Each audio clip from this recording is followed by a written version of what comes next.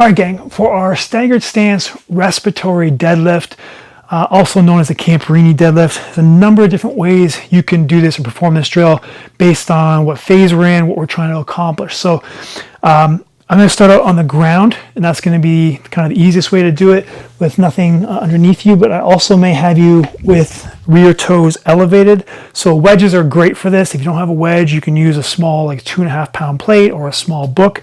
I may also have you go with the heel elevation, okay, with that back leg. So refer to your program notes to figure out which one it is. And I also may give you either an ipsilateral load or a contralateral load. Now in this case, because the working leg is actually the rear leg, ipsilateral is going to be in the left hand in this scenario. Contralateral will be in the right hand. Okay, so let's go over the ipsilateral one first. So again, I may have toes elevated or heel elevated or foot flat on the ground for this one. Nice and tall, double chin, just slight double chin. You want a good stack of the thorax on top of the pelvis. So breath in, exhale, let all the air out, and pull these lower ribs down towards your belt buckle, and even think about scooping them back towards your spine a little bit. And then a slight posterior pelvic tilt to bring that belt buckle up towards your rib cage. Now you're not squeezing your glutes for this, you're just using your core to kind of bring that up and bring the rib cage down. Okay, once you're in that good position, we're in the staggered stance or deadlift position, okay?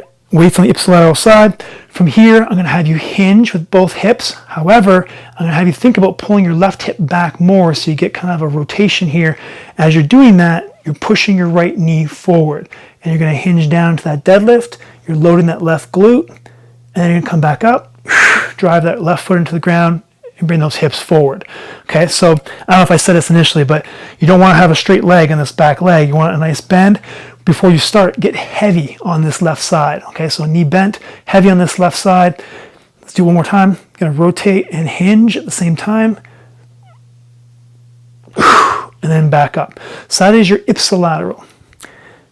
Contralateral, be weight on the other side. Now for this one, we're gonna have a little bit of rotation because everything stays the same with that hip rotation or the hip pivot. But now the weight is gonna come across towards your big toe. When you get to your end range here, big toe, knee, sternum, and nose should be in line with one another, and then come back up.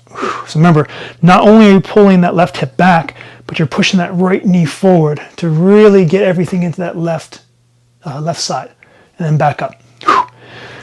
Guys, that is your dumbbell staggered stance deadlift, ipsilateral, contralateral, toes elevated, heels elevated.